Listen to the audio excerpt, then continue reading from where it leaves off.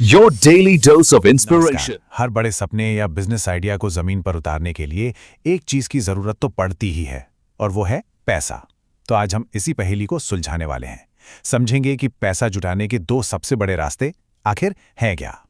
जरा सोचिए, किसी के पास एक जबरदस्त मतलब दुनिया बदलने वाला बिजनेस आइडिया है, लेकिन वो आइडिया सिर्फ एक सोच ही तो रह जाएगा अगर उसे हकीकत बनाने के लिए जरूरी फंड्स ही ना हो, है ना? ये वो सवाल है जो हर उद्यमी के सामने आकर खड़ा हो जाता है। अच्छी बात यह है कि इस मुश्किल के लिए दो मेन रास्ते हैं, इक्विटी और डेट यानी ऋण। और ये सिर्फ किताबी शब्द नहीं है, बल्कि ये दो अलग अलग फिलॉसफीज हैं जो किसी भी बिजनेस की नींव और उसके भविष्य को तय करती हैं। ठीक है, तो सबसे पहले बात करते हैं इक्विटी की। इसे ऐसे समझ सकते हैं जैसे किसी सफर के लिए एक हम सफर या पार्टनर ढूंढना। इक्विटी का मतलब बहुत सीधा है, कंपनी का एक छोटा सा हिस्सा बेचकर पैसा जुटाना। और जो लोग पैसा लगाते हैं यानी इन्वेस्टर्स, वो सिर्फ पैसे नहीं दे रहे होते, बल्कि उस बिजनेस में हिस्सेदार मतलब कि पार्ट ओनर बन जाते हैं। चलिए इसे एक आसान से एग्जाम्पल से समझते हैं। मान लीजिए किसी को एक कैफे खोलने के लिए 1 लाख रुपए चाहिए। वो अपने दोस्त से ये पैसे लेता है और बदले में उसे कैफे में 25% की हिस्सेदारी दे देता है। अब अगर कैफे चल पड़ा तो दोस्त को 25% प्रॉफिट मिलेगा, लेकिन अगर कैफे डूब गया तो उसका पैसा भी डूबेगा।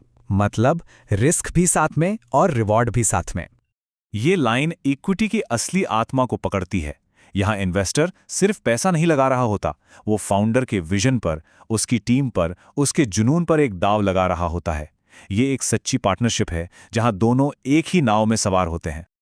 चलिए अब दूसरे रास्ते की तरफ चलते हैं और देखते हैं कि ये इक्विटी से कितना अलग है। ये है ऋण, या जिसे हम आम बोलचाल में कर्ज या लोन कहते हैं। डेप्ट मतलब एक सीधा साधा सौदा, पैसा उधार लिया जाता है और उसे ब्याज के साथ एक तय समय पर वापस करने का वादा किया जाता है। और इसमें सबसे जरूरी बात यह है कि पैसा देने वाला यानी लेंडर कंपनी का मालिक बिल्कुल नहीं बनता। अपने कैफे वाले एग्जाम्पल पर वापस आते हैं। इस बार वो उद्यमी दोस्त के पास नहीं बल्कि बैंक के पास जाता है और 1 लाख का लोन ले लेता है। अब बैंक को इस बात से कोई मतलब नहीं कि कैफे में कितनी हिस्सेदारी है। उसे तो बस अपना पैसा और उस पर तय किया हुआ ब्याज वापस चाहिए, फिर चाहे कैफे दिन रात चले या उस पर ताला लग जाए। वादा तो वादा है। ये लाइन डेप्ट के नेचर को एकदम सही बताती है। ये एक तरह से लेन देन है। जैसे किसी काम के लिए कोई टूल किराए पर लिया जाता है, वैसे ही बिजनेस के लिए पैसा किराए पर लिया जाता है, और उस किराए को ही हम ब्याज कहते हैं। ये रिश्ता पूरी तरह से ट्रांजैक्शनल होता है। ठीक है, तो हमने दोनों रास्तों को अलग अलग तो समझ लिया। अब इन्हें आमने सामने रखकर देखते हैं ताकि पूरी पिक्चर और भी क्लियर हो जाए। ये टेबल देखिए, ये सब कुछ साफ कर देती है। इक्विटी में ओनरशिप शेयर करनी पड़ती है, लेकिन बिजनेस फेल हो जाए तो पैसा लौटाने का कोई सिरदर्द नहीं। डेप्ट में 100% ओनरशिप अपनी रहती है, लेकिन पैसा तो हर हाल में चुकाना ही पड़ता है।